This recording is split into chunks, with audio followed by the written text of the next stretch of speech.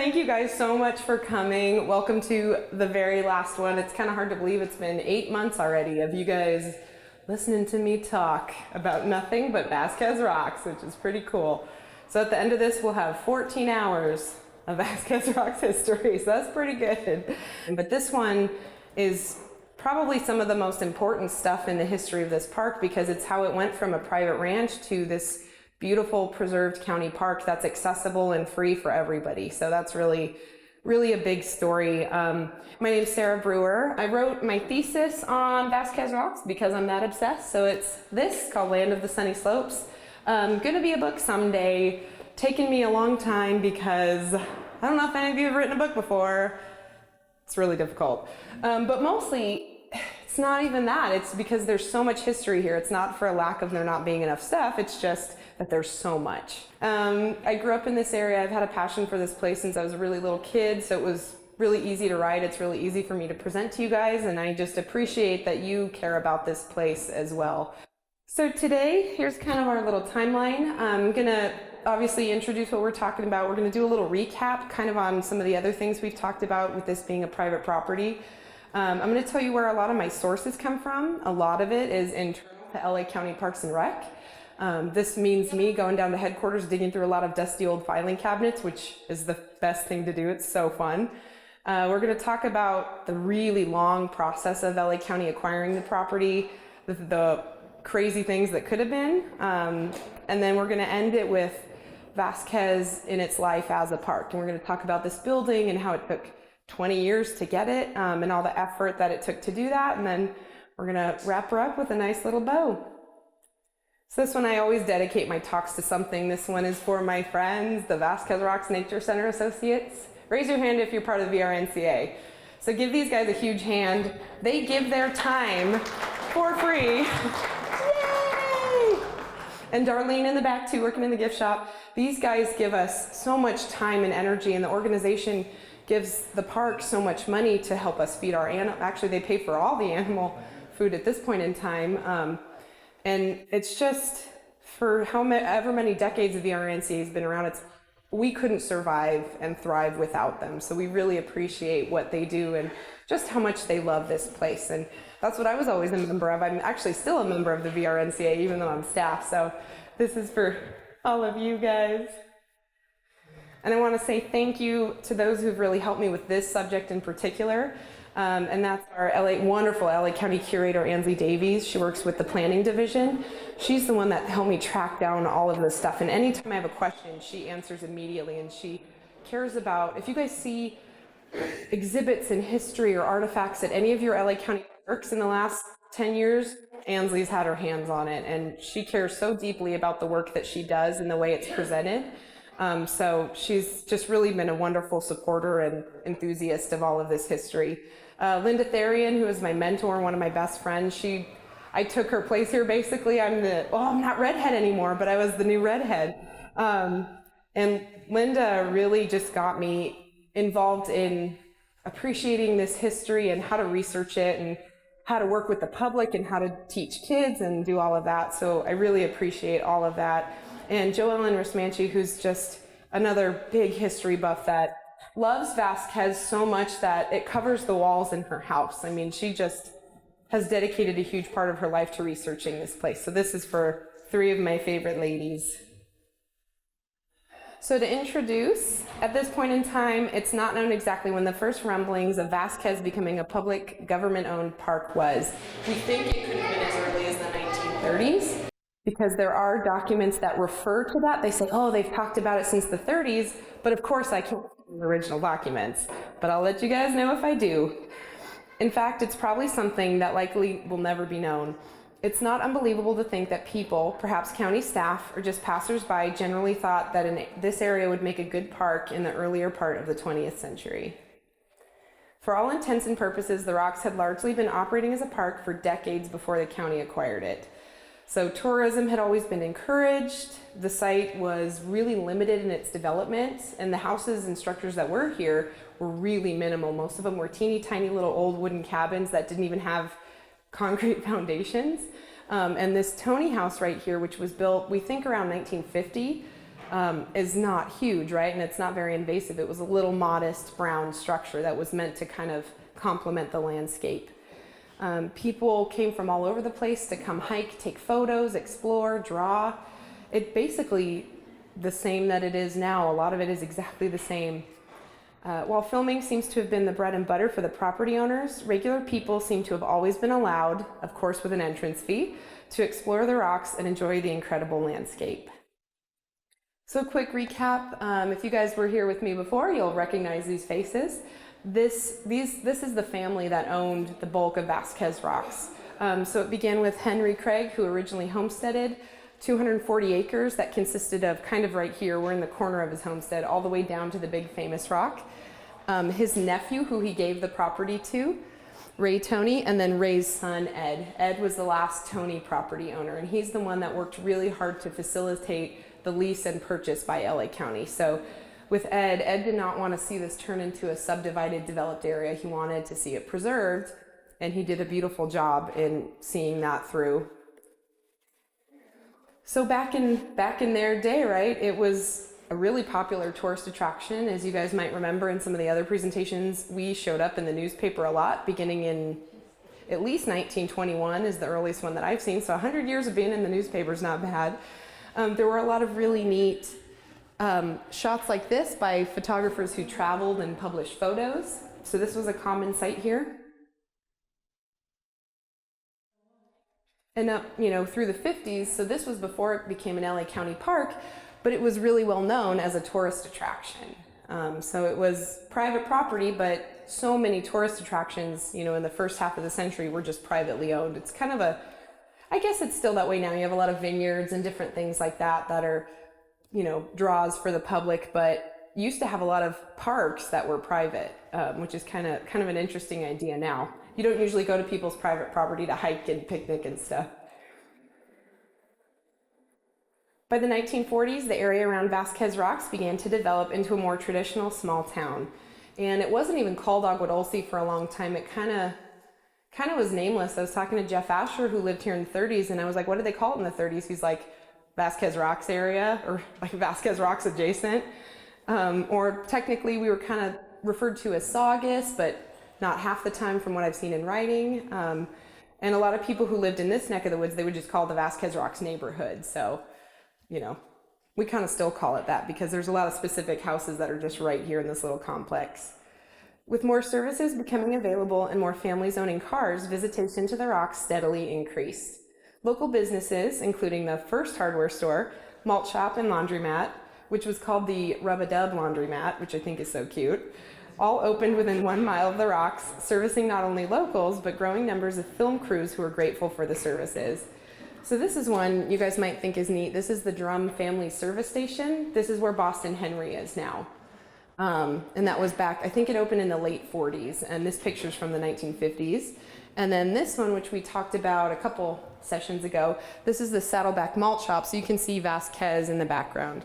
This is the one that you see under a giant tree, tiny little blue building, just before you get to the women's club around the corner.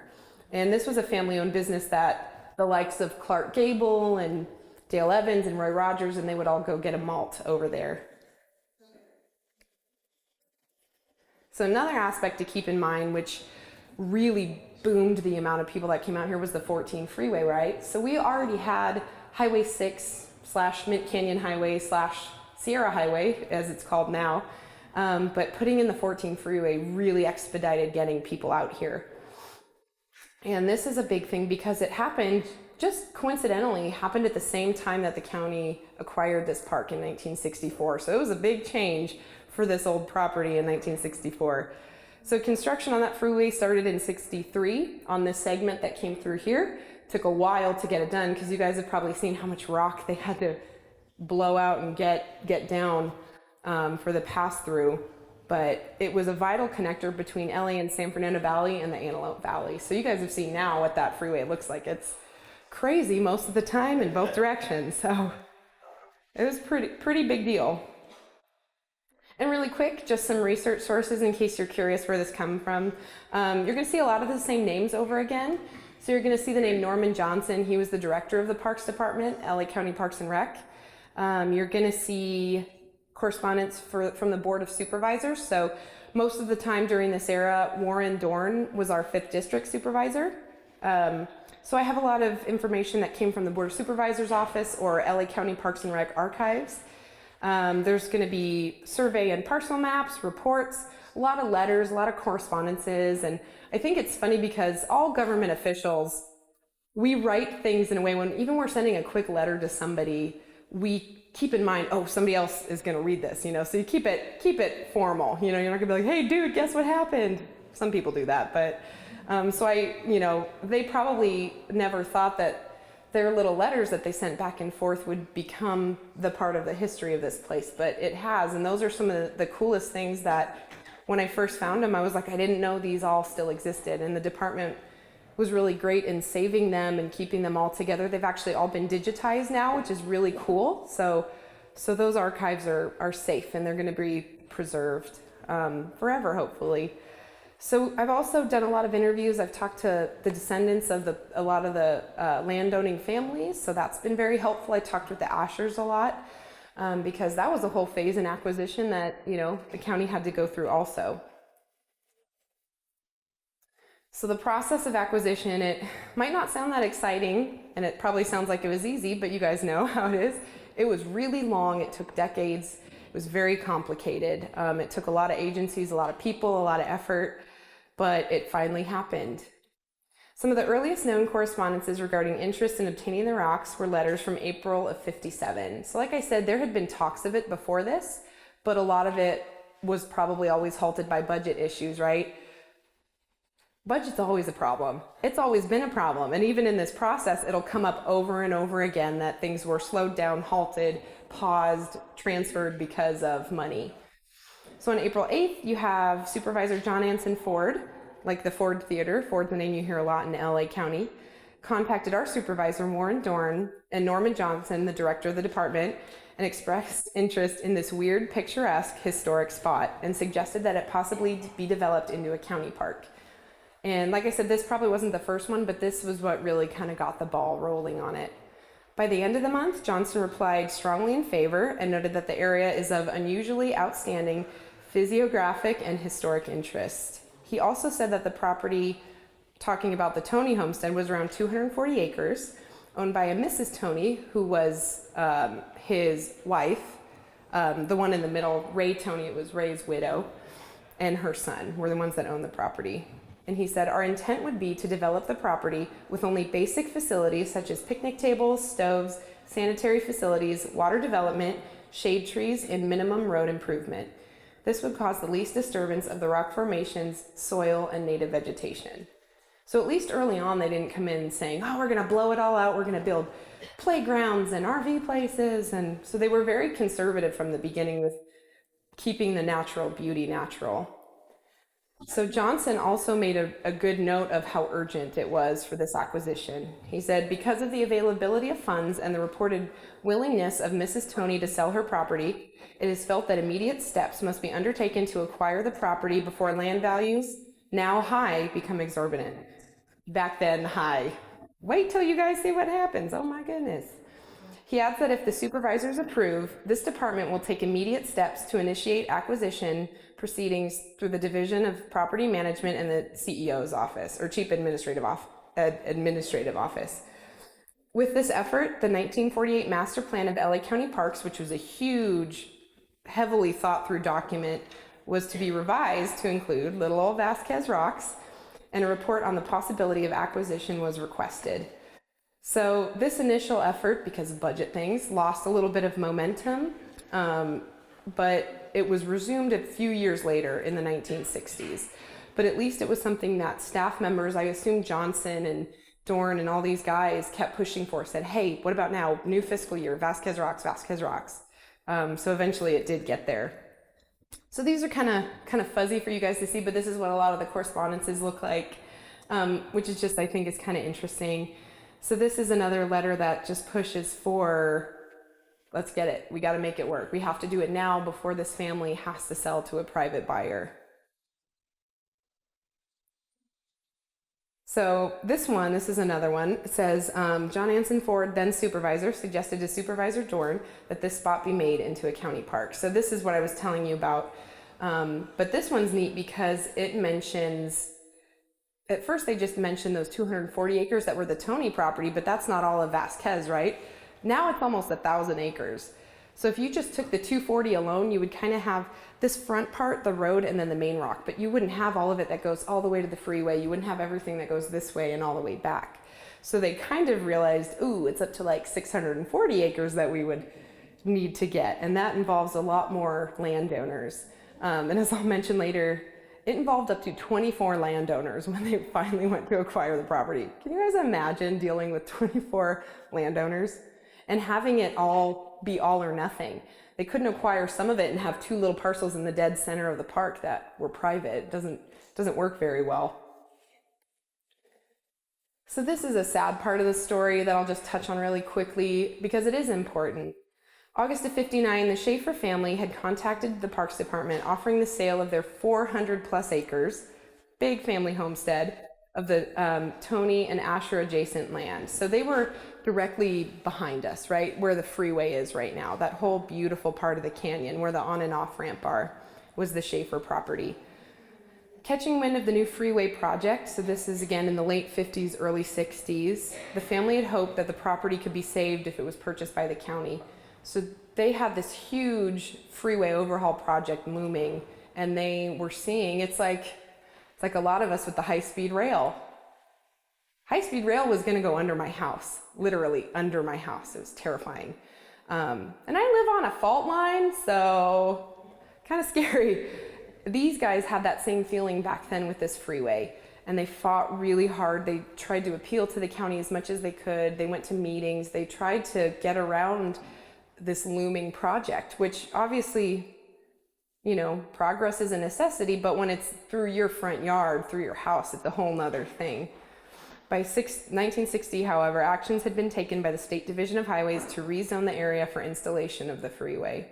As many of the properties in the area were large and had been owned by the same families for decades, such as the Schaeffers, they were not something that could be let go of easily. And the families, including the Tonys and Schaeffers, struggled to fight this impending project.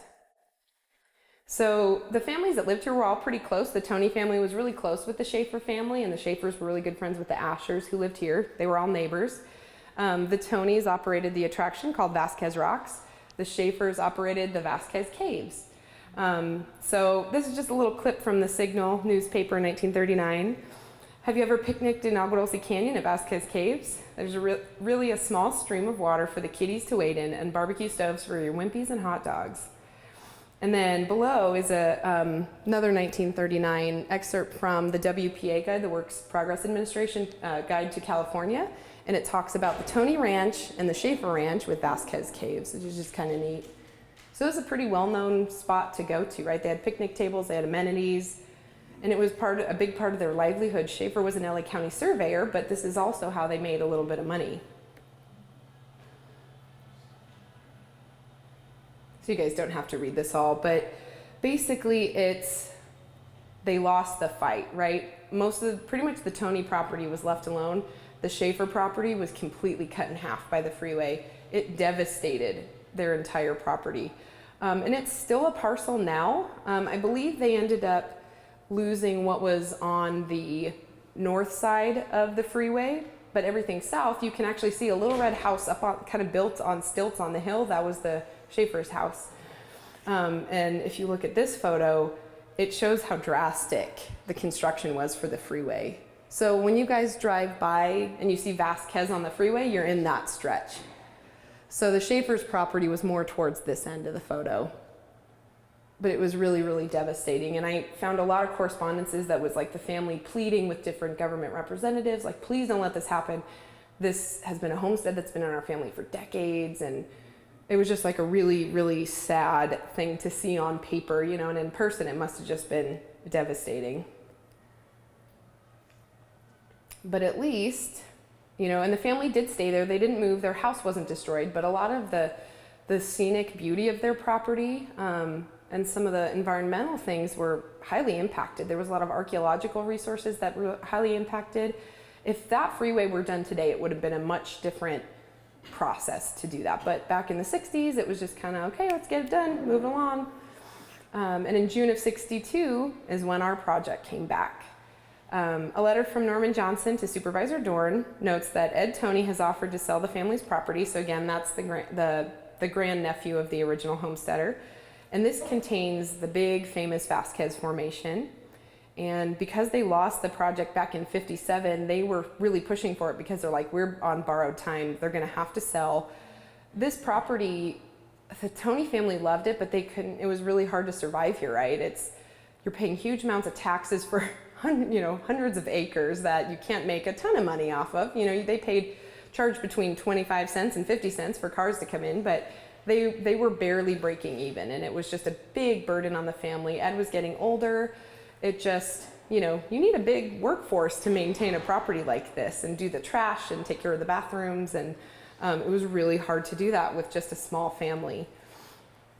In light of losing the project and in view of the 1954 Parks Plan and the 1959 Regional Recreation Areas Plan, the Director Johnson strongly encouraged that it be reconsidered, and he pushed really hard for this. By August, the department reported on their findings on the project and noted that the rocks had long been a much talked about and hopeful acquisition and had been included in the previous county reports. So here's just a slight list of them. And it is important that it showed up in these resources. So it showed that it had a little bit of weight from the board supervisor's office, from planning, from all these different agencies. In recognition of funding shortages within the county budget, shocker, the recommendation of a lease to purchase agreement in view of funding problems was made to circumvent the financial issues of an outright purchase. So in June of 62, the Vasquez Rocks project was officially resuscitated on paper. A letter from Director Johnson notes that Ed Toney, oh, sorry, this was the same as the other one. Never mind. So here's a copy of the letter from Dorn to the Parks Department, the one that I was just telling you about. So it's just kind of neat. I always like to throw these up if I can. I'll tell you about it, and then I'll show you what the actual correspondence looks like, because that's kind of more fun than seeing my writing. So this, again, you don't have to read this all. It's just kind of you guys can see that there's a lot of steps and back and forth and back and forth and forward and backwards with this, so I keep my numbers straight this way. So by the end of the year, the county engineer was getting involved. They actually started moving forward with appraisals and figuring out who owns exactly which parcel and surveying. And they had to get a handle on who owned what and what roughly was it going to cost to buy this someday, which is what the hopes were. They had to work with a lot of different agencies. They had to work with the State Division of Highways. They had to work with the Bureau of Land Management because they had to get parcel from them. We were right up against the U.S. Forest Service property, so they had to talk to a lot of different people to be able to do this.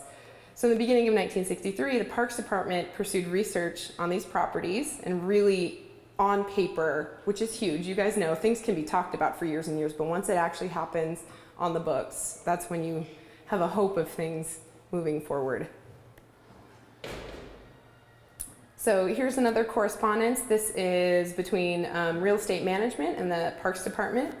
And this was just moving forward, talks of negotiation, talks of appraisal, all of that really fun, exciting stuff that we all love, right? February 27th, 64, so we're moving forward a little bit. You guys know the pace of how government rolls. So you'll see like 6 months pass by, 8 months, a year. But we're basically talking throughout the early 1960s right now. The Real Estate Management Department submitted an appraisal of value for the properties at the Rocks. So for 24 parcels, like we said, 24 landowners of 334 acres, so they brought it down from that 640, $345,000 back then. This is more than 50 years ago, so that's a good chunk of change. While it would take time to acquire each of these properties, the Vast Toney property was the first to come through because that was the priority, right? That was the crown jewel of it all. Because what's the point in having everything around the big giant rock if you don't get the big giant rock? It's like, hey, you guys can go up to the fence and look at it, but don't touch it.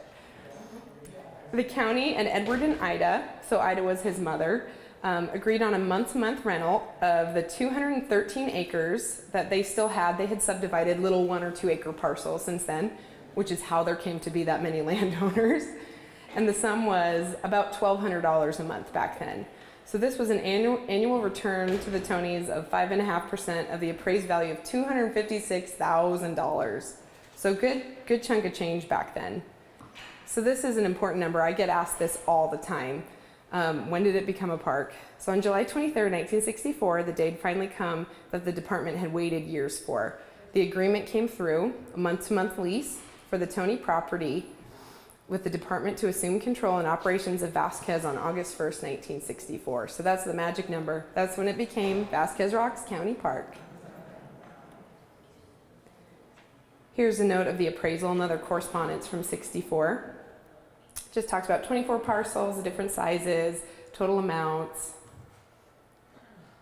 A lot of money. A lot of money back then. A lot of money for the county to be able to try to push through to facilitate this project, which is kind of amazing that they were able to do it at all. Here are some of the facts and conditions of market value, which is kind of interesting. So this talks about some of the different parcels. They each had numbered. So the Tonys owned some. It talked about the zoning. So a lot of them were already actually zoned RR, which is resort recreation, which is kind of interesting. So that really helped too. If you guys have ever had to try to rezone your properties, it's a nightmare. This is another correspondence between real estate management and Director Johnson. Just talks about the month-to-month lease.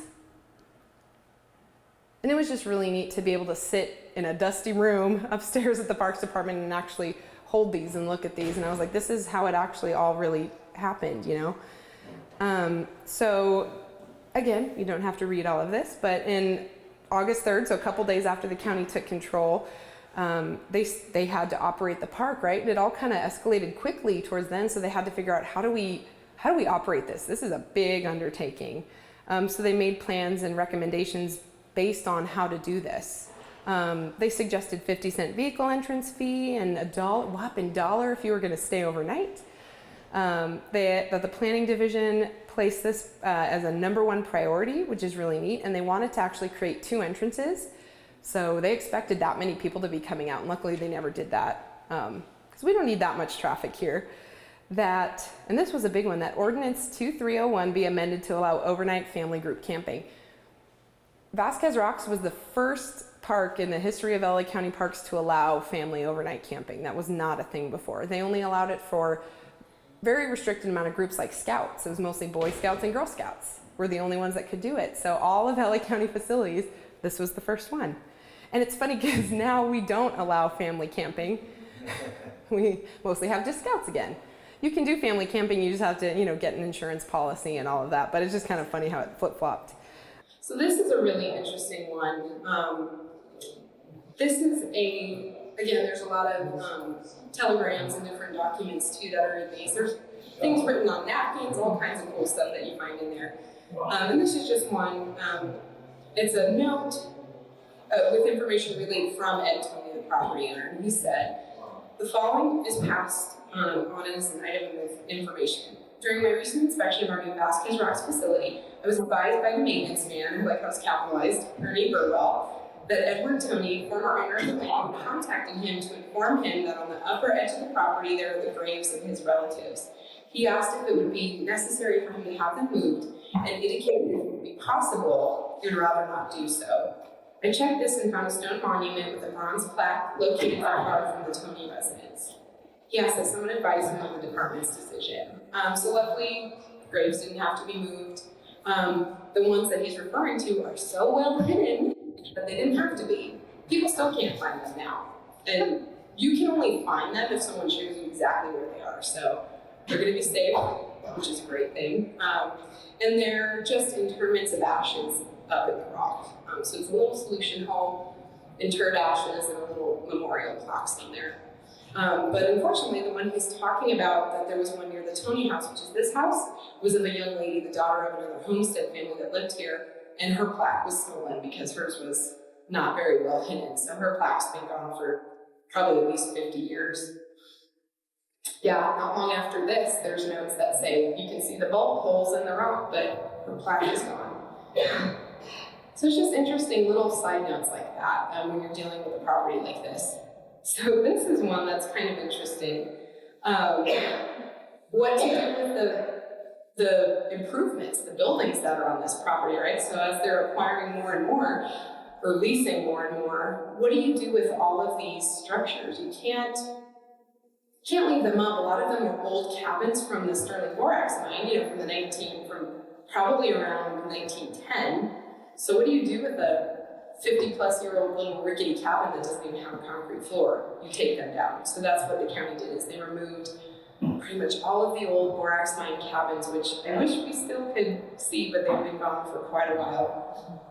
Yeah, and they did have, so a lot of you guys probably remember the 90s, the last, so Sandy's the superintendent now. Before Sandy was Mike Sharp. A lot of you guys probably remember Mike lived here. He lived in the Tony house. So he was the last superintendent to live here, but ever since the beginning, staff lived here on site, which is a pretty sweet gig. And there was talks about, so he wasn't the head ranger, he was the maintenance man, but he was kind of ranger, maintenance, security, all in one. He had to do everything. So he was actually set to live on the property in the Tony house. And later we'll talk about the Tony house, or the Asher house was bigger and a little bit nicer. So there was talks about having him move there. But we'll show you some pictures of that in a little bit. So this is neat. There's some of these little slips, little telegrams that record the attendance for Vasquez. So this is pretty impressive. This is for a month. Wow. Yeah. So this is the month of, I think this was from, April, because we still do that. We turn our monthly reports and everything in on the 5th of the following month. So I guess that's an old policy. So this was from April, so you can see regular attendance, and they counted every car back then. So it was 5,300 people. They think 1,000 people for the sunrise service. And then they had 200 Boy Scouts coming to camp, which is kind of neat. That's a lot of people. A lot of people. So this is where they did the big bridge jump down. Was the sunrise service held? 1952, I think. Yeah, it's been going on a long time. Long time. Huh? How many were this year? Oh, thousands. We do, so there's 2 shows. It didn't used to be this way. There used to be one, and now there's the afternoon matinee before, and then the morning of. So I think and it's so hard to count because it's pitch black, in the morning, and it's just crazy. We think it's like 3,500 people. It's a lot. Huh? Easter Sunday. Mm-hmm. Yeah, and it's much more elaborate now. It used to be just an acoustic guitar and some readings and stuff like that. Now it's like a fully orchestrated, big Roman soldier sets, props, fully costumed. Yeah, it's really a beautiful production. It's something else. And I think when they started it, they would have never thought for 70 years it would still go and grow, and it's really beautiful. It's very moving when you see it because it's so realistic. It's like, oh, every time people come out, because I always direct traffic, and they're like sobbing. Because it is, it's hard when you see, all of that right in front of you, and these are real full width and everything, and it's like, whoa, it's very moving. But it's a historic thing that's been going on since 1952. Pretty amazing. So this is where the acreage jumps from 304 to 712 acres. Very ambitious, isn't it?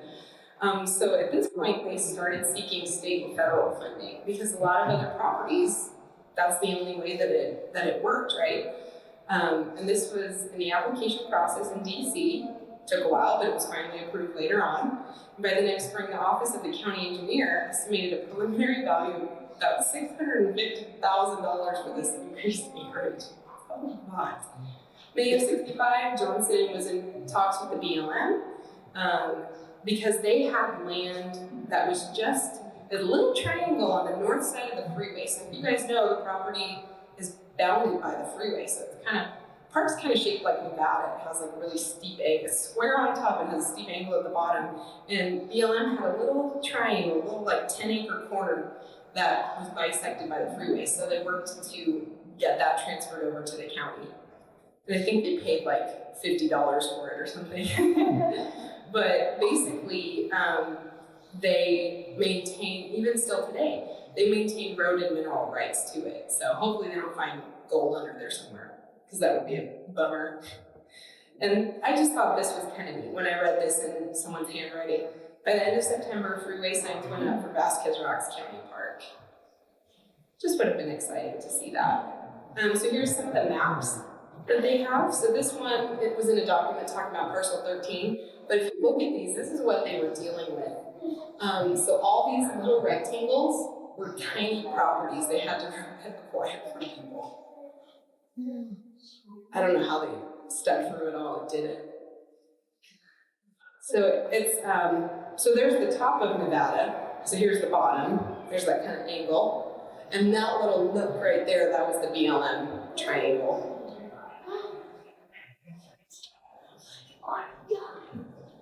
It's kind of neat. Here's a list of the parcels and the names of people that owned them and the sizes and appraised values. So you can see they kind of divided the Tonys. Technically, they didn't have one property anywhere, and I think the way it worked was because the Tony family, they would sell to somebody, and then the people would go through a summer here and be like, oh, this is terrible. And so they would ditch the property, and then the Tonys would just pay the back taxes and get the property back. So by then, though, they held like 4 or 5 different parcels. And it was assessed at almost $250,000. So. And you can see, yeah, so Ida had, little tiny ones, and there was a lot of different, one was still in Henry Craig's name, which is kind of interesting. I don't know why did that one not get transferred and the others did. Some of them were very small too, like some of them were an acre or 2 acres. Here's a name some of you recognize, Claude Ellis. He was the really eccentric guy that painted eyeballs and weird stuff in the rocks. Because by the end, he just kind of pestered Henry Craig enough and they became friends. But he's like, hey, sell me some property, and he finally did. So they had to do it in phases. This was an early document, I think it's from the early 60s, based on the other ones that it was in with. But they had kind of like a 4 or 5 year plan on which ones they were going to prioritize and try to get first. So you can just see, first year, second, third, fourth, kind of working their way through the park. This is neat. This is a zoom in of a map that I found. So it's just a cool old map, but it has Vasquez hoped for shape filled in. So this was before they acquired all those properties, but that's what it looks like now. So they were hoping to get all of that.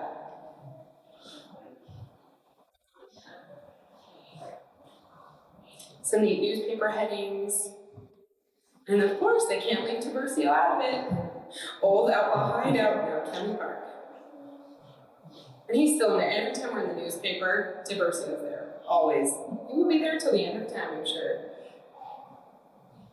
So this is interesting. So these are anticipated things that they were going to do at Vasquez in terms of improvements. This is the estimate of development costs, and it was actually on my birthday. Decades before I was born, but that's all right. And it just talks about administrative fees, maintenance fees, camping and group improvements, all of that stuff. So really, really, really high numbers. I think it's like $1.8 million. They didn't end up doing a lot of it for obvious reasons. So here's a picture, because this is a big fold-out document, but just so you guys can kind of see what some of the early mapping documents look like that I thought were kind of neat. This is the spacing of where they want to do some of the campsites. Right now we have one campsite, it's just right back here. They want to put them all over the park, like down in the lower lot, further back, like some way back in the middle, I think. I'm like, how do you even get your stuff back there? Hike with it? I don't know. But here's another one, you can see the numbers a little bit better. But they wanted, all these different little zones, which would be kind of neat, but it's much more invasive that way too. So you have to do more grading, you have to lug tables back there, you have to maintain them, you have to maintain trash cans. So these were kind of spread all over the park. So this was enough for, you see 30, 18, 24, 30, 40. That's a lot of people to be able to camp here. And they wanted these full. Obviously, you're not going to do these improvements and want them to be empty. So they anticipated, like, let's have 200 people a day stay at Vasquez. Let's not do that. A few more maps. These are kind of neat because this shows the anticipated zones that they wanted to do. And I think I have a zoom in of that one coming up a little bit later. But it basically talks about, like here's a giant picnic area, vista points. Yeah, see over here, this is like way straight back up over the hills over here. How are you gonna put a picnic area over there? One way at the bottom? Because this is the freeway. And this is that BLM triangle. So it's like, how do you get one way in the corner? I don't know if you guys have been over there, but it's like, yeah, you have to really want to go there. you have to try, yeah. So I don't know, I'm kind of glad they dropped that plan. So this is what's interesting also. So they started looking at the Asher property. So the Ashers, were neighbors to the Tonys. Different situation because the Ashers came from money. They didn't struggle to keep their property, but it got to the point where the sons, their lives weren't here. They had masters and PhDs, and they had huge careers. They had families, and it wasn't centered around here at Vasquez Rocks, so it was hard to justify keeping that property. But the county started looking at how to utilize that with the Tony property, and how to set that up. So if you look at this, they wanted to do a big round, this is kind of neat for back in the day, a big like roundabout driveway parking thing, and like a double entrance at the park, and interpretive meadows.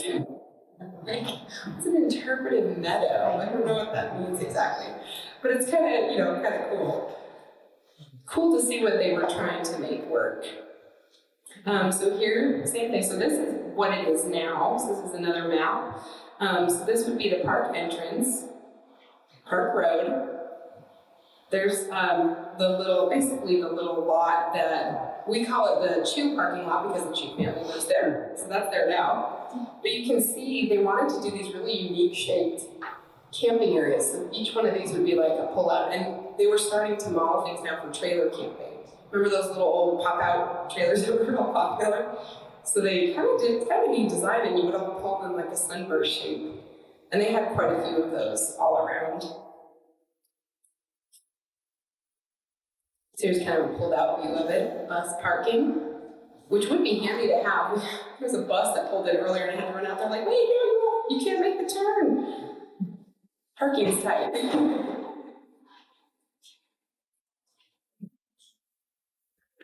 So this is a different one that has to do with the Asher property. So these maps look similar because they were kind of showing alternate plans, but this is the Asher house. So that's this way, that's not even here, that's over that way in the corner of the property.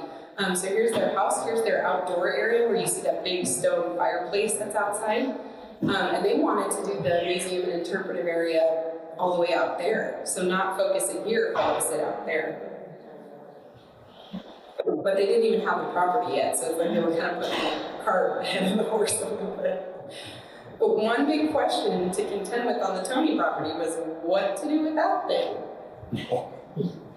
Because by this point, it was built around 57, 58, and it was not meant to stay up for years and years and years, right? So around 64, 65, it was already getting up there. And it was wood framed, but those of you there's a few people here that actually played on it, it wasn't meant to last forever, and it was not lasting forever. It had a lot of bandages and sticking pieces of foam back on, tacking it back together. Definitely not something you should let your tiny kid do.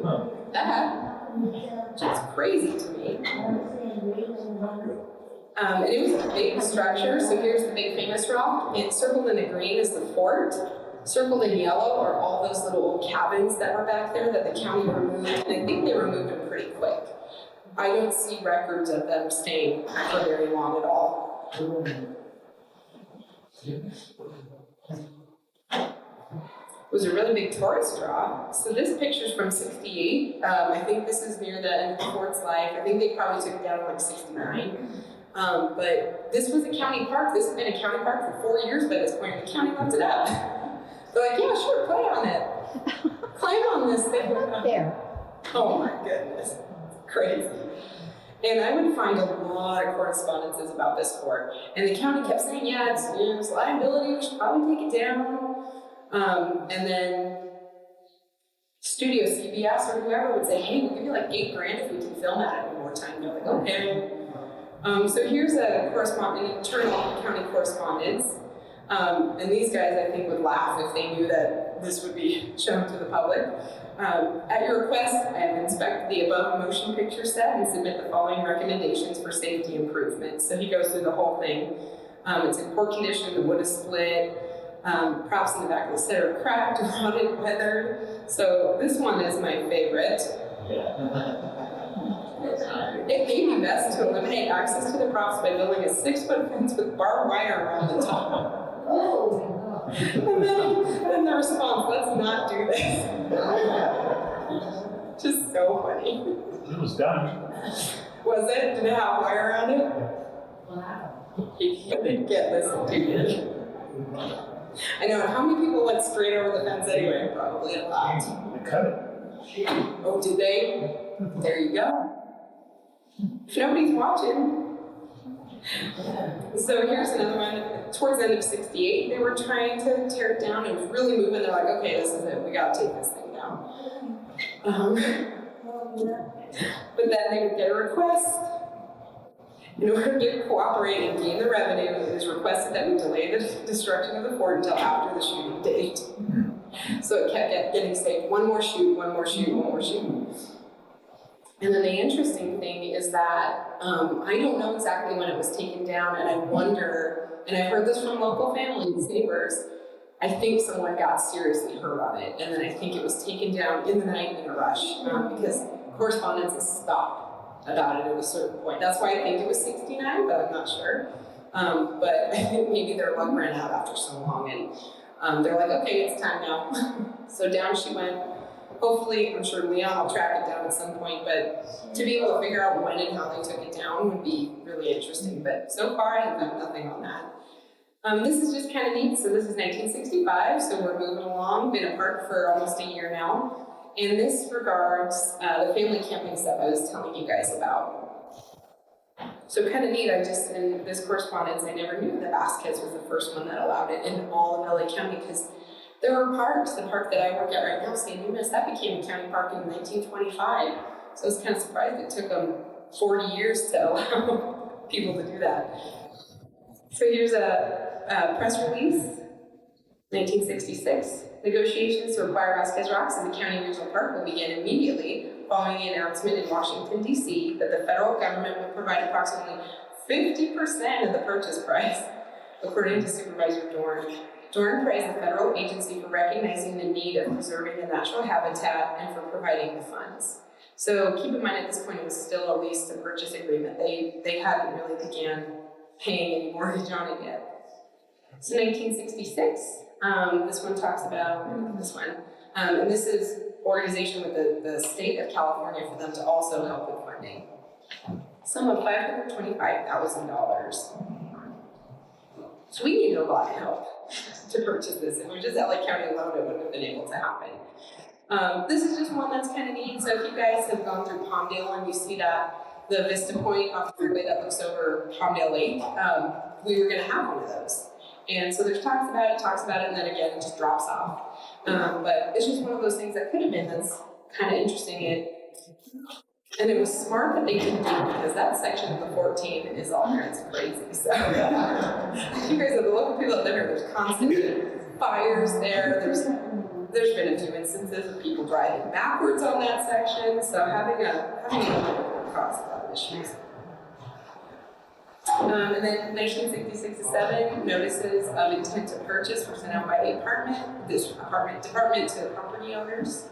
And this was a big time for the Tony family, because this is what they had really been waiting for. And it's interesting too, because a lot of the other property owners out here were like, ooh, they're gonna pay me for my property. So there's a ton of letters from people that didn't even live adjacent to the park. They live like in the middle of town. They're like, you want to buy my property? And county's like, no, like, we don't need it, but thank you.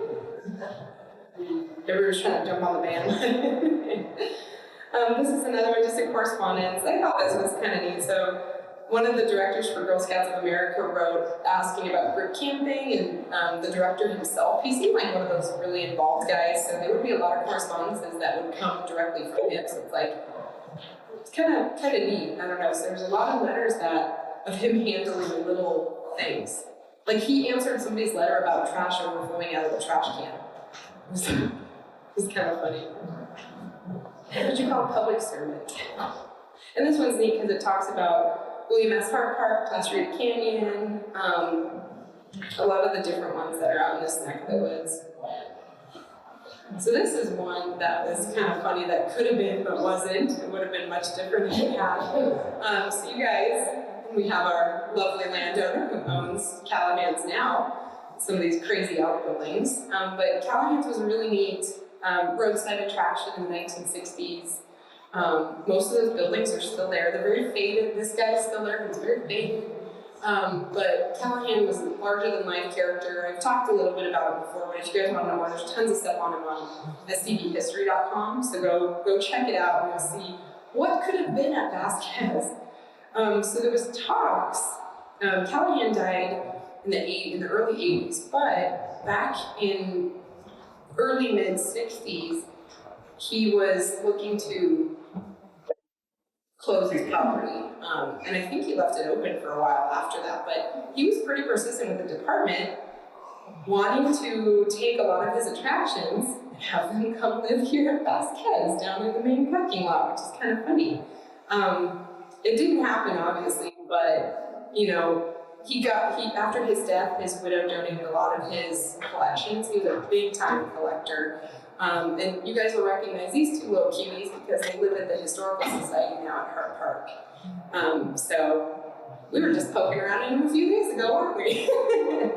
And they're doing really well over there. But just picture these guys and a lot of the artifacts and other interesting stuff. Town parking lot. Another one of the main buildings there. But there's just, Callahan was kind of a larger-than-life showman. So a lot of the letters that go back and forth between him and the department are very lively, very colorful.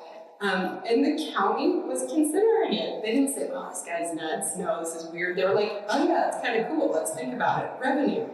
And they went out, they sent people to inspect it. They had Callahan come over and walk them through what his vision was, which is kind of neat. It said, there's one part in here that I thought was kind of interesting. Yeah, this type of exhibit will lend itself to the Vasquez Rocks. However, the nature of the exhibit will entail considerable reconstruction and handling, so they were going to move structure. So interesting. Oh, it's going to give me a little pinwheel. Do we have any questions or thoughts? This is our last little chunk too. We're going to take a break in just a few minutes, but my computer likes to freeze on me. And you know, do we know, Leon or John or whoever, do we know what year Callahan's actually closed to the public? It wasn't for a while after that, right? I think it was in the 70s. Yeah, so The place was, the first building permit has the date of 60 on it, and then the dressing room was added to the theater in 62. Okay. And then I got the impression that he was hit by the train in his Cadillac to Newhall and then died later from those injuries. From complications. And he was an old man too, though. He was almost 90, I think. Yes. Yeah, you guys need to look into Callahan's life. He was a very, very interesting character. But yeah, and I don't know what the push was to get rid of the property so quickly. Because this is like 66 that he's trying to do this. So it's like maybe it was not as busy as his previous location in Culver City was, or I don't know exactly what it was, but the fact that he, jump forward or jump backwards, the fact that he wanted to get rid of it, I don't get, and I hope I can find why he wanted to do that so badly. Maybe with the freeway coming through, he was seeing that Sierra Highway traffic problem. He might have, because he was, and I'm glad Brian brought that up, because he was a casualty of another freeway project. That's why Mission Village was his original site, and where you know, Culver City is now. He had to move here because of a freeway. So he was probably like, oh no, it's happening again, poor guy.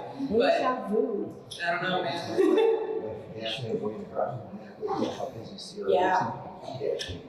Yeah, that's interesting. That could very well be.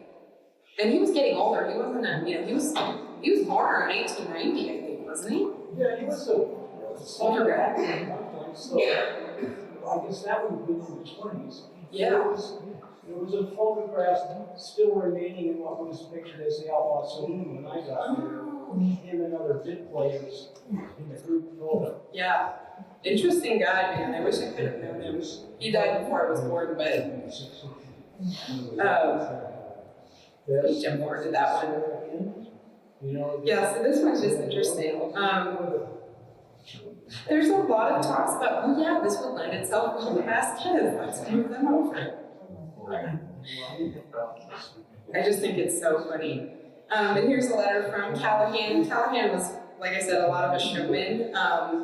He was really good at branding himself, and you guys probably all know people like that are just kind of larger than life, really good at marketing themselves and their brand. So there's a lot of these floating around. Leon probably has 200 of these by this point. I have a couple of them. They were tokens from the village. They're like this big. They're kind of neat. What were they made of? That's a Leon question, because do they change over time? Are they brass? Well, they usually come in a lot of different ways, mostly aluminum. Some are aluminum, brass, and then you have, they even have some copper. We don't have any bits and those that I know. Yeah, so they're just kind of, you'll probably start finding them around your property, dig fence posts. So in this spring is more common than the correct address. Yeah, it has the wrong address on it. So if you get one with the right address, you're special. But these show up on eBay. But I put this here because when he would correspond with the county guys, he would send them these. And like send a little arrowhead or like a little something, and they're like, this guy's weird. But he was very enthusiastic about the county acquiring it. And with that, I see that I didn't find a last correspondence that said, hey, it's not gonna work. It kind of drops off. I don't know why. But it's one of those things that would have been very funny to see down in that main parking lot. But I'm glad that it worked out the way it did. I'm glad the Historical Society ended up with it because they're really well cared for there. People really enjoy it there. They're with other historic structures from the Santa Clarita Valley, so it's kind of neat, but it's just funny to think. So next time you're down there, picture all of those crazy things down in the parking lot. So basically, here's, it shows things are rolling along in the mid-60s. We have a lot of attendance numbers, which is super cool. So over 3 months in 65, a lot of visitors, 6,700 visitors in March, over 5,000 in April. They think again over another 1,000 for the sunrise service, and then 200 scouts. May 65, almost 7,600 visitors and 75 scouts, so it's a lot of people. And it's like it is now. Spring and fall are like the busiest times of year, because you guys know it gets really cold and it gets really hot. So summer for us here is pretty darn slow. You'll see some cars out parked on the road early in the morning, and then nobody's around all day. So I get a lot of spring cleaning done over the summertime. This is one of the neat things I found in there. This was one of the first parking tickets, and it's just stapled to another piece of paper. So that's what the things you would put on your dash used to look like. And actually, when I was a kid, we charged admission. I don't know, you guys probably remember coming in the 90s and they charged admission before too. It's gone back and forth, on, off, since the beginning of them charging. So here's that map again, talking about some of the different picnic areas and different zones. This is back in the day. So special attraction, the fort. That's when they were maybe going to leave the fort up. Again, bad idea. Don't leave that up. That was as late as 66, which is kind of interesting. This is one that's kind of cool, and you guys obviously it's too tiny to read, but there were serious talks of LA City expanding the airport to Agua Dulce. We were going to have a satellite branch here. I know all the local people don't know that. We could have had a satellite LAX here, and it was really close to happening. And of course, their little town was like, yeah, and they get their pitchforks and they're like, ah. We still do that. Well, yeah, pitchforks and torches. But it's interesting, when I started reading this, I was like, oh no, that would have been awful. So they would have taken the original airport, which was, at least from the 50s, but we think older than that. But they would have had to widen it, expand it, do a lot of changes to the landscape. But that would have been, and it would have had major city money behind it. So it would have been a big, big undertaking. And that was another thing that could have been Luckily wasn't. Some of the Burmite land that's out there, up in this canyon. Oh, really? Yeah, that's right. I forgot. I heard about that. Ooh, we've gotten pretty lucky so far. So one aspect that they really had to contend with too when they got the property was obviously that archaeological resources, right? Because this was a village site, and they've had people living here for at least 4,300 years, probably much longer than that, based on some of the other historic dated sites in LA County. So they started doing more archaeological research and study. So they were out surveying the area. They actually began doing excavations and testing on it. They were running carbon dating to get an idea of how old the settlement here was. They actually had the chief archaeologist through UCLA and the Natural History Museum, who was Thomas King and Charles Rosaire, were two of the earlier guys that were put on spearheading this project. So there was a lot of talks between them and Norman Johnson. Charles Rosaire, who's with UCLA, was I think the first one that actually came out here and worked with a crew, and they were surveying. And I don't think they actually excavated yet, but he was the one that really began doing the research. And just like, because that's how we still do archaeology now, is we pull records and we survey the area first before you ever break ground. And that was in 68, 69. So archaeologists who knew what they were talking about and dealing with really pushed for, you guys need to take care of this area. Don't just open it to the public. You need to be careful with these precious resources, because once they're gone, they're going to be gone forever. So luckily the county worked closely with them, and they did take care to assess what was here and protect what was here. There were some things written on paper, again, things that luckily did not happen, that were ways of presenting the archaeological resources to the public that by our standards now are horrifying, but luckily it didn't happen. And these are newer photos to me. I got these not that long ago, again from Ansley, found them in the archives. So after process of assessment and survey, they actually did go into doing excavations here on the property, and they were led by a young man, a young PhD named Chester King. Shout out to Chester, wonderful guy, again, one of my mentors that really helped get me into the actual field of archaeology when I was studying it in school and working it in the field. He's been around forever. He's a great guy, knows so much about so many different fields. Really neat person. And so these guys were from the San Fernando Valley State College, CSUN. This was kind of 68 to 70. And this is a running joke with all of our archaeology people, because back then it was called, right now it's called the Archaeological Research Center. So it's like ARC. It used to be called the Northridge Archaeological Research Center, NARC. And this was an archaeology department in the 70s. So I'm not going to even say the rest, but you can figure that out, why NARC was a funny name for it.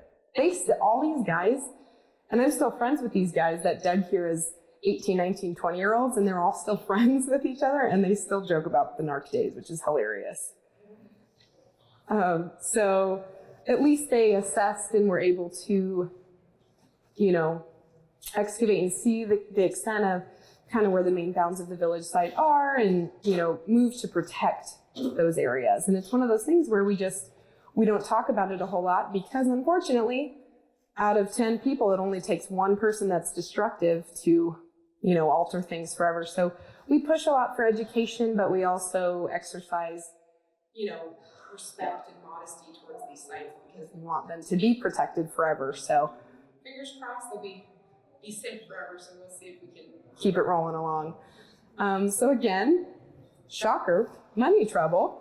This is August of 69, and this is a correspondence between the California State Department of Parks and Rec, noting that Vasquez Rocks qualified for state assistance, while multiple other parks and beach projects did not at that time. So we squeaked through again. We got really lucky, and we were still rolling our way through the county owning the property. So at this point, they'd been leasing it for 5 years, but they didn't own it yet.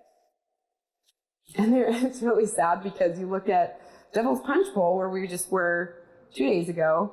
Beautiful LA County Park became a park around the same time Vasquez did, but it was less popular. It still is. It's so quiet up there. It's so beautiful, but they don't get the visitors that we do here. So there's a lot of money shortages, and it would be like, oh, well, pull that from Punch Bowl, put it to Vasquez, pull it from Punch Bowl. We're like, sorry.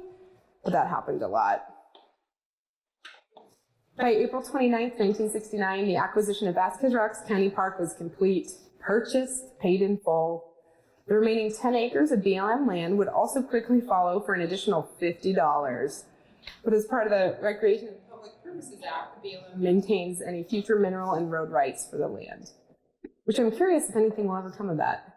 March 1970, this acreage was deeded over, and the bulk of Vasquez Rocks was now fully owned by the county. So 6 years almost it took for that to happen.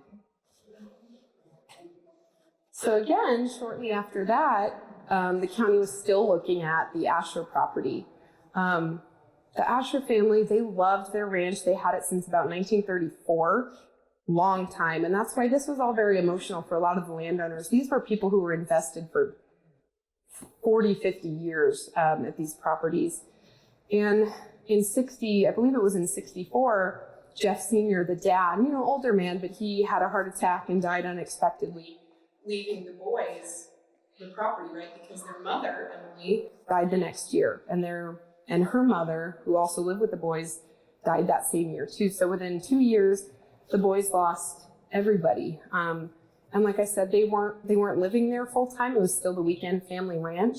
But how do you keep that and take care of it? And by then it had grown to, I forget what Jeff said, I think over 400 acres or so. Huge. Yeah, probably over 400. How do you take care of that? How do you keep up with the huge growing number of taxes on it? If you're not there, if you have a family, if you have a career.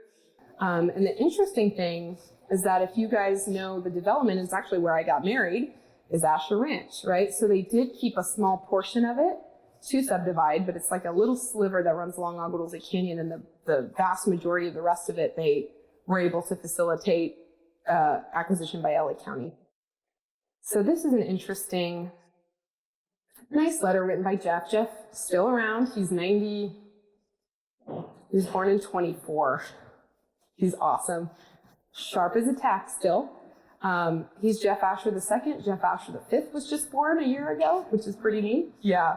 So I still talk to Jeff a lot. I email him. He emails me within like 2 hours. Hey, how's it going? Da, da, da. He's amazing.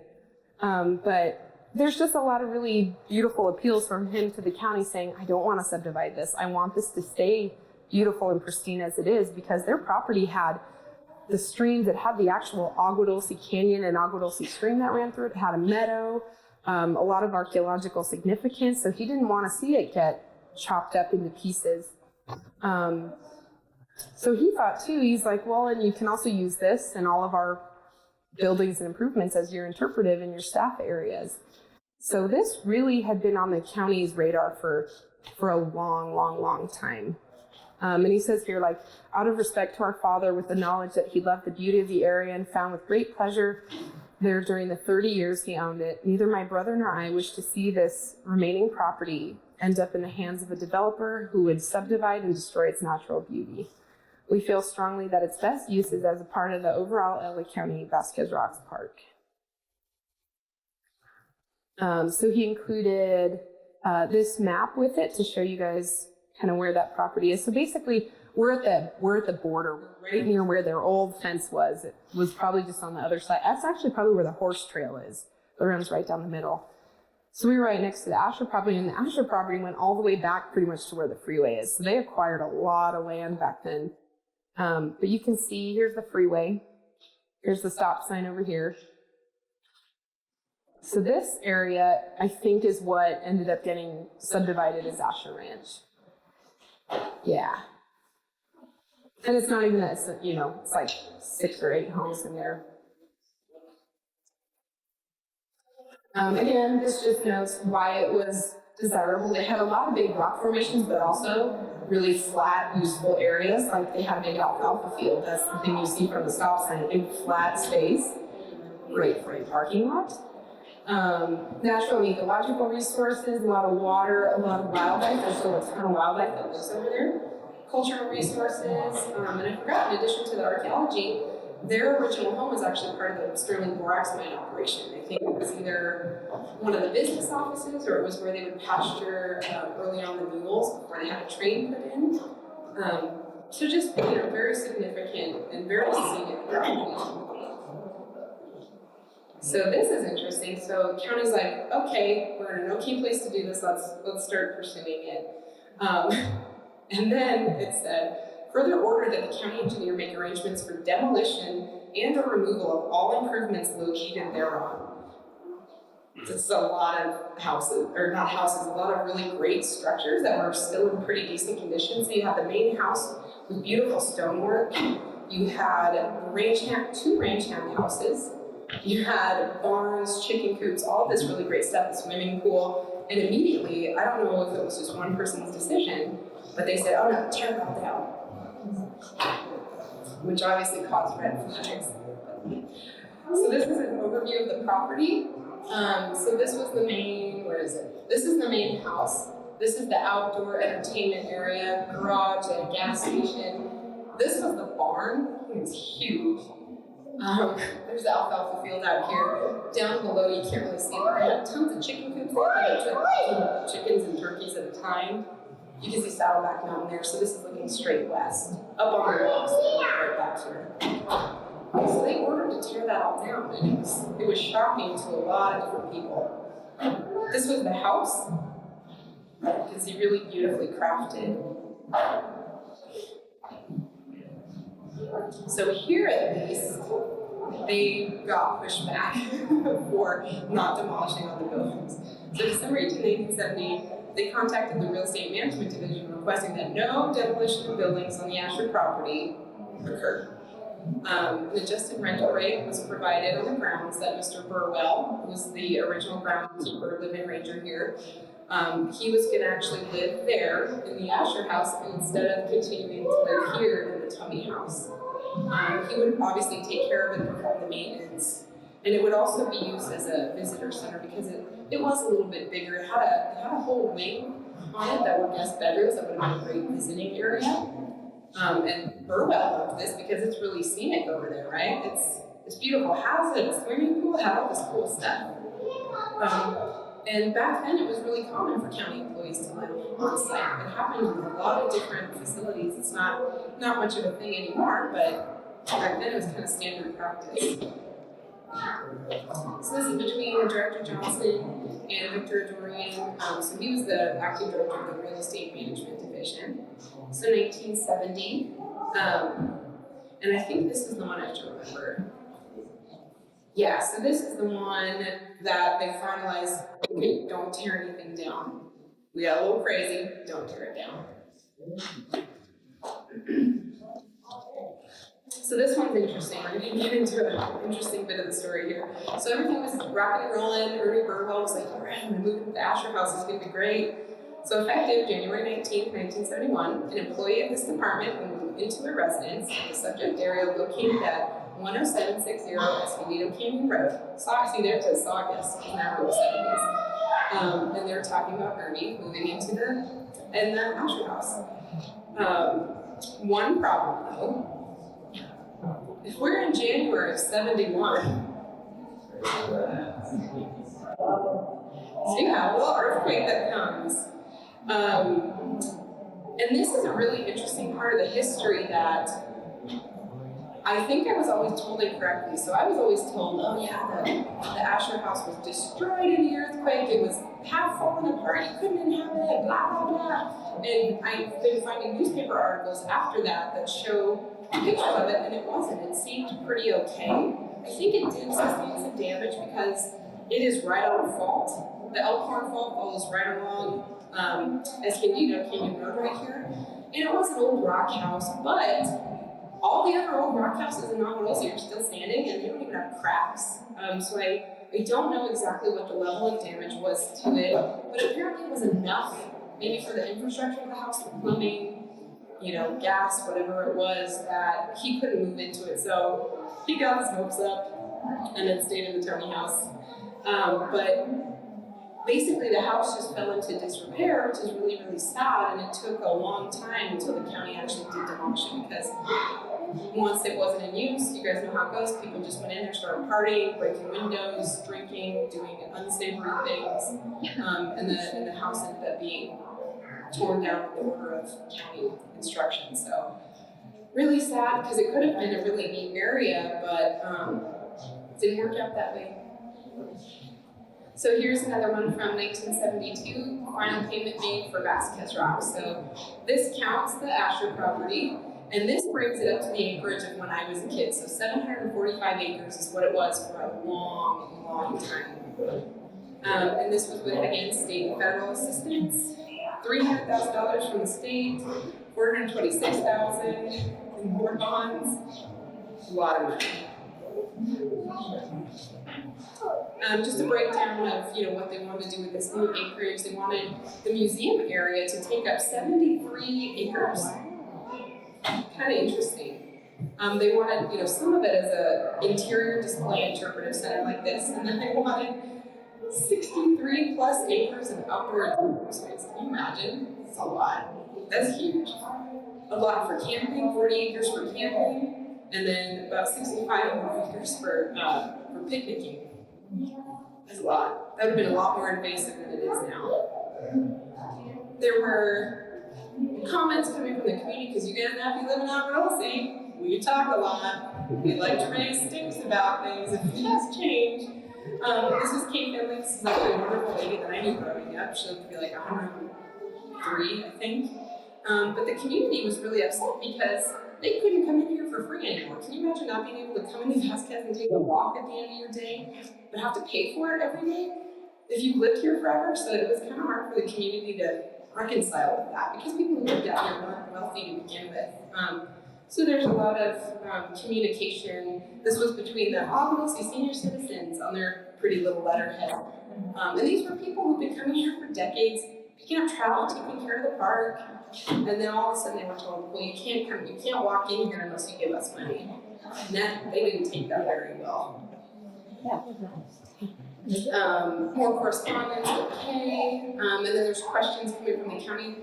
Why are there no local parks in the Agua area? And why does the county charge entrance fee at Vasquez Rocks? So they had to do reassessments and figure out, is the revenue that we're generating worth upsetting the entire community? So it was just kind of interesting. Some stuff that went back and forth. So another thing that could have been that wasn't is right at the entrance where it is now, they were going to put an LA County fire station. So 81's, which is now off Sierra Highway, could have been right here at the entrance. I think where the Sergeant House, that little block square house you see at the front, and it got pretty far. They were going to put a fire station there. A lot of letters about this, and then again, I forget exactly what caused it to fall through, but they never did it. Kind of interesting now. So jumping ahead, we're kind of rounding out the end of our story. We're going to obviously end talking about this beautiful thing, but so this is a section I wish I had more things to show you guys, because I know they're out there. I know there's more pictures of these awesome things that went on in Vasquez in the 70s and 80s and 90s. I just don't happen to have a lot of them. But a little character named Montie moved to town, and he was a wonderful fixture here for a long time. So this is a neat poster that they actually have here on site for the Vasquez Rocks Roundup in 1983. So they would have rodeos. They actually have the country fair would be at Monty's place. It's been going for about 50 years now, so it's been around for quite a while by this point even. And this was when he was married to Ellie, Monty and Ellie, hosting a genuine Western show in their arena. So they had all kinds of things. They had a lot of different native artists and dancers come out. It's kind of like a rodeo, Western powwow, big thing all at once.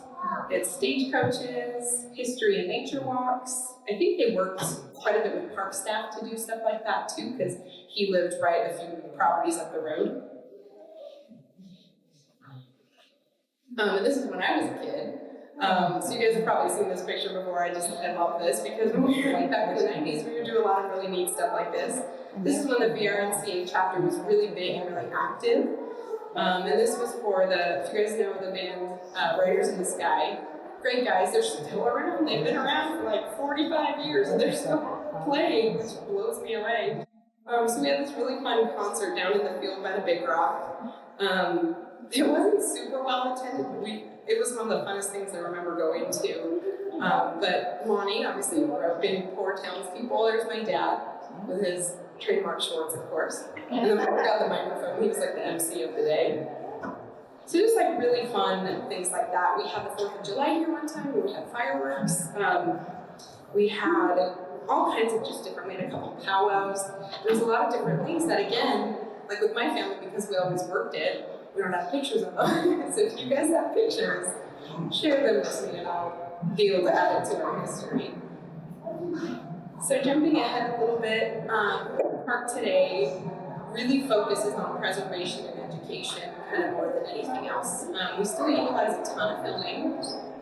There was probably filming here this last week, which is a great way that the department's able to generate revenue, because obviously we draw full tax money, but you guys know, there's a lot of other priorities over parks and libraries, which is unfortunate, but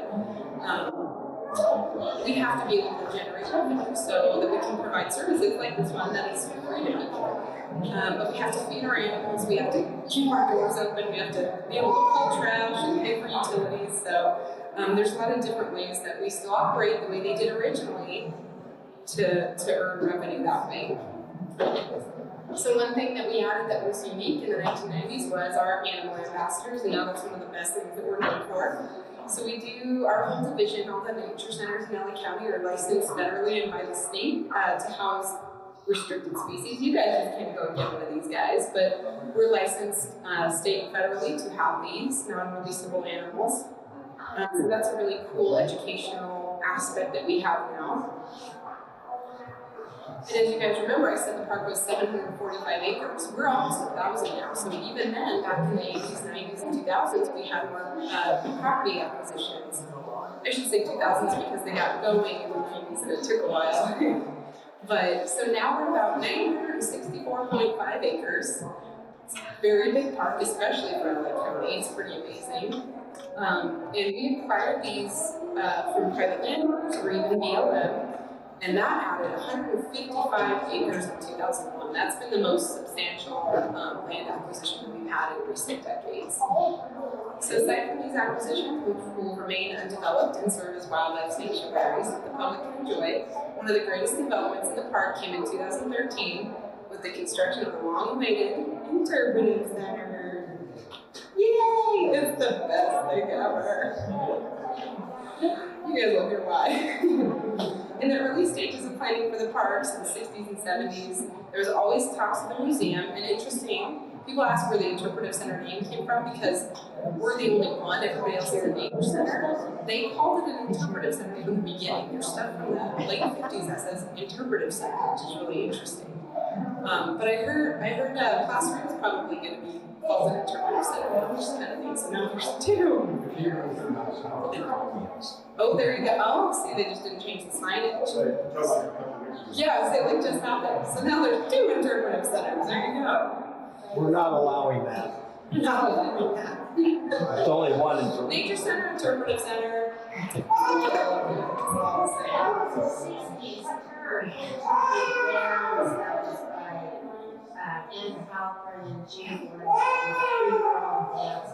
There you go. Yeah, I'm sure it's an era. Yeah, that would make sense why it would be called that. And obviously it was going to focus on plants, animals, geology, native history, all of that good stuff.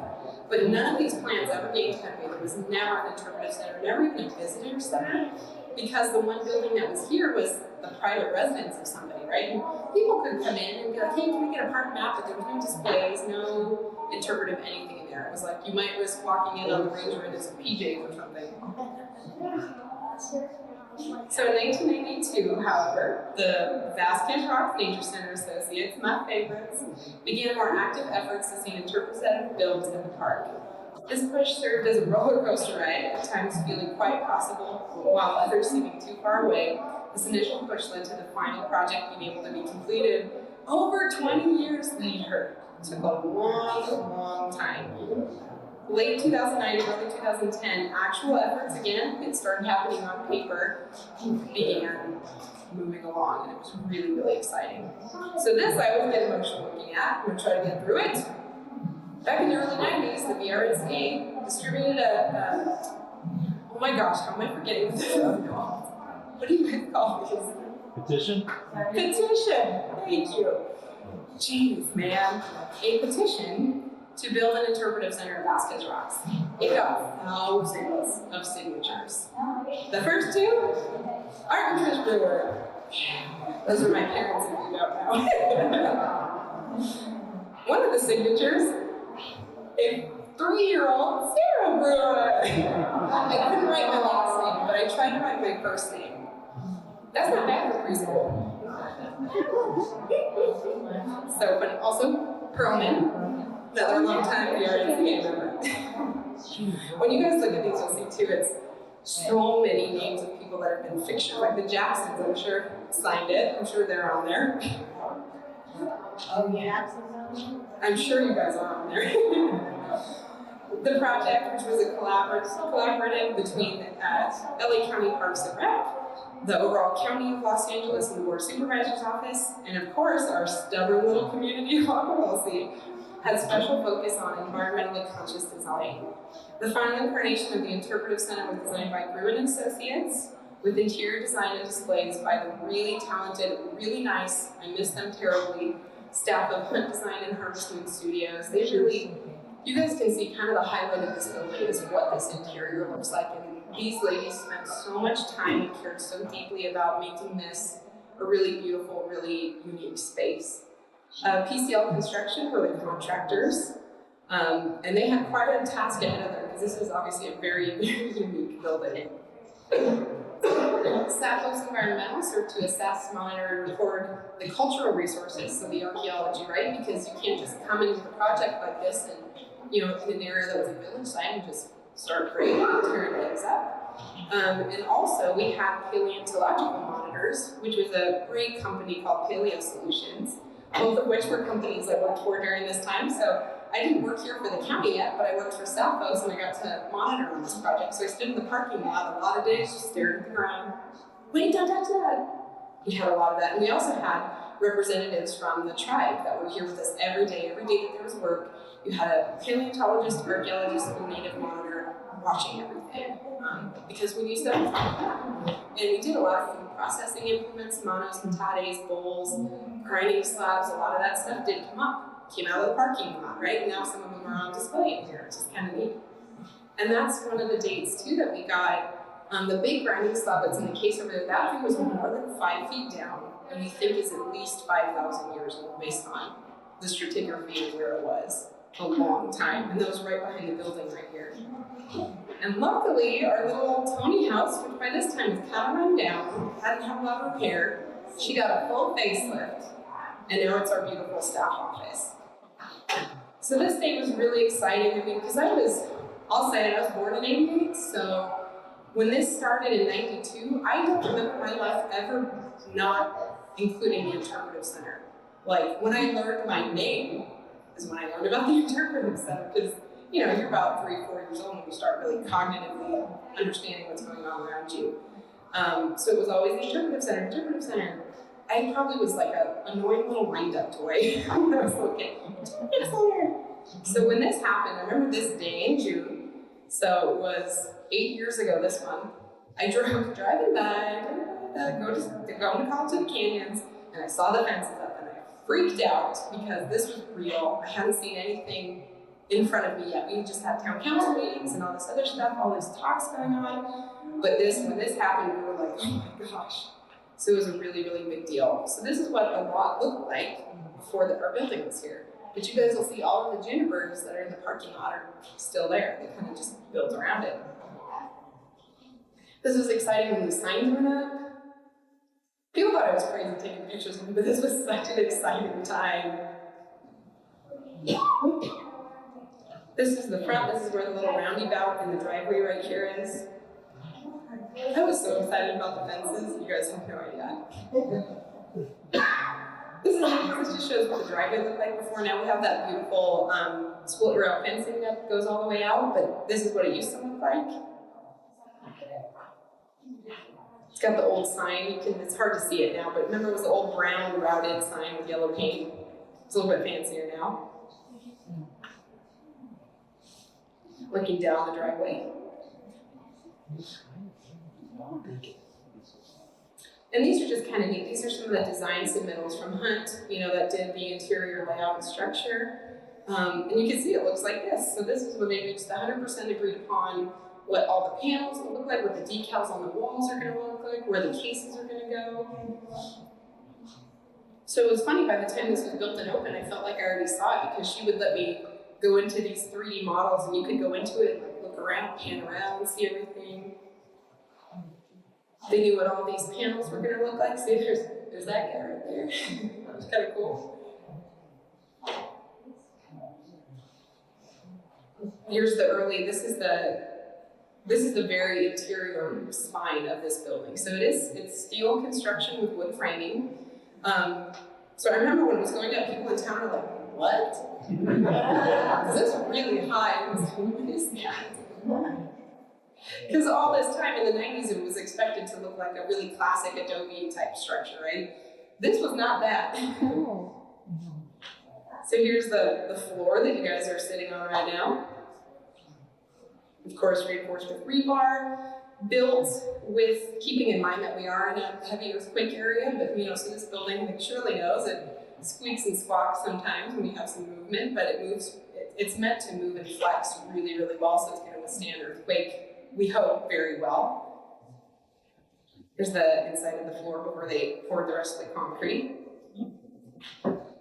This is kind of a neat photo. So if you look at this, these don't look big, but these rocks are absolutely huge. This is the bedrock that was taken out from under here and in the parking lot.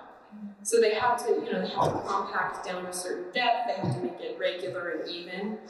So they had to take a ton of bedrock out. So if you see these big boulders around the park, they should be right here. And they're really pretty, like purpley color. They're really, really dark. Here's our wood framing. So there's the front. You guys know that little eave that sticks out. Here's the Tony house when it was under getting her little facelift. So here's the driveway. They had to do a lot of bedrock removal. I remember monitoring on that with Charlie Cook's sister for days and days and days and days and days. We were there for a long time in this one little section. Here's the back, just right up here. The interior, so this is the back kind of where that movie corner is right there. Really high ceilings. I remember first coming in here, I was like, whoa, this thing's huge. The inside and the outside again. This guy was really funny. He operated the little excavator, but then there was another guy who worked with the contractor, and they would go up on the roof, right, and they'd be tied off. And his nickname was Rat. They'd call him Ratty. I don't know why. And he would sing. He would sing like, what song? It was like a lot of Motown stuff, and he was live. He was like a 6'4" big dude. He would just go up there, and I'd be walking by the parking lot, like, Sarah, give me a song, and I'd be like, I can't hurry love, and he would sing Supremes for me up from the roof. It was so funny. So every time I walk up, I think of him. Think of Rat. I don't even know what his real name was. Hi, Rat, if you're out there. So here's an aerial that Dave McCord took, another longtime VRNCA member. So they took this from, I think, probably from Martin's helicopter, which is kind of neat. So this was the construction office, little trailer that was in the parking lot. Big graders, tons of equipment. It was a really big undertaking just to get a nice flat parking lot. Another view, so there's Escondido. They added the turn lane, so that was new. We didn't used to have that. These are neat because this has the old office, right? So here's the Tony house, here's that little roundabout, here's our parking lot. This was the office for a long time, a little single white trailer. Which I have a lot of really good memories in, but I'm also glad that it's not our office anymore. So So this building is highly environmentally conscious. It's actually a LEED design, LEED, so that's Leadership in Energy Environmental Design. You guys will see pretty much all new public buildings need to meet LEED requirements, so it has to do with their sustainability. There's different ratings of them, platinum being the highest. We got platinum, yay! So this is a super green building, as alternative as it might look. They took a lot of care to design every facet, every skylight, everything for it to be really environmentally conscious, and it is, right? So right now in here, it's warm outside, but you guys are very comfortable in here, and we don't even have to crank the air all day. It stays pretty warm in the winter and pretty cool in the summer. Like I said, it flexes really well. It does well with the wind and, you know, the radiation we get from the sun, and that's part of why it's a reflective material too, because it bounces back a lot of the heat. But it's a very green, conscious building. The county received a lot of awards because of this really unique design. One thing people ask about is our big chaise lounge that's out front, our sofa. Surely I can call it the bedrock. And it was actually a really neat civic art project, a really collaborative thing between parks and the Arts Commission and different community groups. And it's basically a rammed earth art piece, which is a time capsule. So in the very bottom layer are bronze sculptures. I don't know what they are. They're sworn to secrecy, I guess. I'm dying to know what's under there. And we did increasing layers. The bottom layers have a higher percentage of Portland cement, and the higher you go, the less Portland you have, and it's mostly dirt, so it's meant to wear away like the rock. And in it are a bunch of different things, so it's supposed to serve as a time capsule. So there's like little necklaces and a fake bear claw and coins. My docent badge is in it. So that'll come up Sunday, so if you guys find it, bring it back to me. It's probably really dirty by now. And when it was done, it looked like this. So it was meant to be something that looked like the rock and inspired people to have a lot of conversation of what is this thing, what does it do? But it was also built for kids to be able to jump on it and run around, and they do. They love that thing, which is absolutely hilarious. It is eroding a little bit faster than they hoped. They hoped it would be like 80 years. It's already worn much farther down than we thought. This is how nice and sharp the edges were when we started. It had those seashells and marbles and different things in it. But it's a neat art. It's really served its function to get people like sit on it. This lady the other day had bright white pants and she sat on it, and I was like, ooh. They weren't bright white after. This was, getting really close to the opening. We installed the displays and artifacts, which was a really great thing I got to help with. There's Linda. I was talking about Linda earlier. So she put all the little footprints and decals that are on the floor. Yeah, she said paw prints. There's like coyote, mountain lion, bobcat, no human. This is me and that's Miss Ansley Davies, the wonderful curator. We were installing the artifacts into the display cases, which was really neat. This is the slab that came from 5 to 6 feet down that we think is about 5,000 years old. And the bowl right here came out of the parking lot. It was really funny. Our soapstone, some of our trade items, not trade items, items that could have been used for trade that were sourced here and carved. More of the locally sourced items that are in the case right there. And after we completed that, this beautiful building was open to the public. Actually had a soft opening in March. And where's Judy? Judy remembers we were standing here when the first public members walked into that door. Remember those boys? 3 young boys. They were so cute. They were probably, 17, 18. They just came in like, what is this? And we cheered, freaked out at them. And we're like, you're the first ones that have ever been in here. And they were so sweet. They were all about it. So they were really excited, took their little picture. But they were the first ones to ever come in here. All I remember is that one's name was Javier. That's it. So this is the inside. Obviously, I don't need to show you guys, but maybe this is for our people in TV land, because you just have to look behind you. But really striking design. We get a ton of positive feedback for the way that the interior of this building looks. It's really bold, interesting color, really great use of historic images. We have, and this was a surprise, we have a replica, actual size of a California condor, which was an awesome addition. A couple different video screens, one that shows a time lapse of a day in the life of the park. We have terrariums for some of our animal ambassadors here. Our big 3D map, which is one of the best things in the entire world. It's so much easier now to explain to people where to go and what to do. We didn't want to utilize a lot of taxidermy in here, so we don't have any taxidermy. We have these replica figures, which is really nice. So there's a bobcat that's up there. They require like no maintenance, which is really nice. They can't get bugs like taxidermy can. So our grand opening was held on May 30th, 2013. I think the county was maybe a little confused about why there were so many of us crazy, enthusiastic townspeople, because we're like, you guys don't realize how long we've been waiting for this and how badly we wanted it. We are standing in front of the newest addition to the park, which is the Interpretive Center. This is a very interesting project, and everybody is very pleased that we have finally achieved this day. This is all part of Los Angeles County's history, and this Interpretive Center will educate and inform the visitors who come here, the residents of our county, and those who come from across the sea when they come to this great community and learn about the history of Los Angeles County. We opened the event with a blessing from the Italian, because of course, what else do you do when you're opening something that was on their village site for so long? And so it was really important to have Tribal President Rudy come out and do a blessing and prayer for us.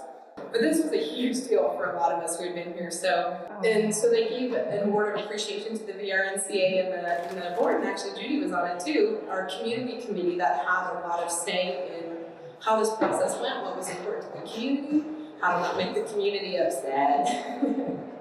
Here's our county staff going all the way up that was there that day.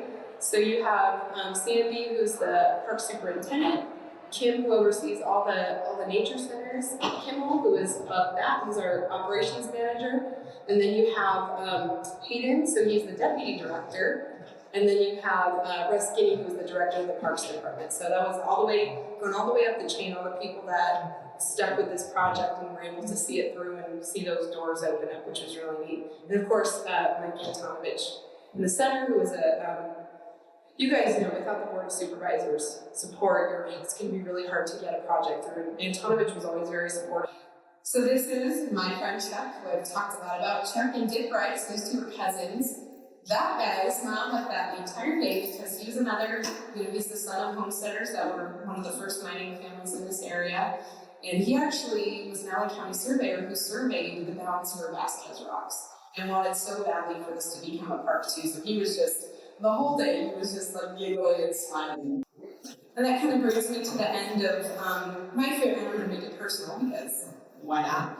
Obviously, we do a lot of programming with kids, with senior groups, with all kinds of different people. And my favorite part of it personally is what I get to do with you guys like today, is bridging the past to the present. Creating this legacy that this place's history is not going to get lost. It's not going to be forgotten. It's not going to be misplaced or ignored, but that people still care about and still treasure it. So these are the last couple pictures, like bringing in the stories. So this picture was taken on the Schaeffers property, just south of the park today. And this was in 1926 when these three women decided, okay, we're young moms, we're going to have kids. Let's try to have them around the same time so they'll have a friend because nobody else lives here.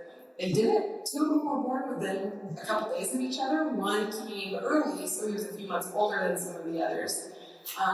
But nonetheless, these boys grew up here together. One was the uncle of Mary Montana, so Jim.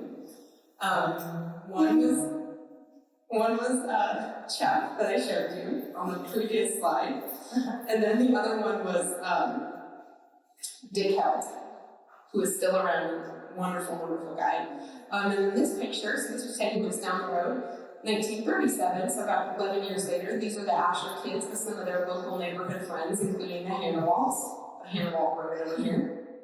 So this is those kids. So there's Big Crow, Again, lived out here forever, still lives here, wonderful guy. He was one of the guys that worked with Chuck to survey Vasquez Rocks, and I was thrilled to see it become a park. It's gonna be 97 next week. 97 next week. And he's awesome. He's like him and Chuck are like the two sweetest guys I've ever met in my entire life. And then you have Dick Held, Chuck Wright. Those two were friends since they were born in 1926, and this picture was, I think, 2014. These two, Walt and Asher, friends since 1934. And lucky me gets to be a part of this, which is absolutely just blows my mind. He's who I hang out with. He's the best thing ever. So, I will leave you with that. I just want to say thank you to you guys. Thank you for your support. Thank you for supporting our history. Continue to be a part of it. Don't be afraid to jump into it. That's what I did. And with the support of these great people, it's let me be a part of something. So I thank you guys for letting me sustain my silly little habit that I have. But we really appreciate it. So I'll see you guys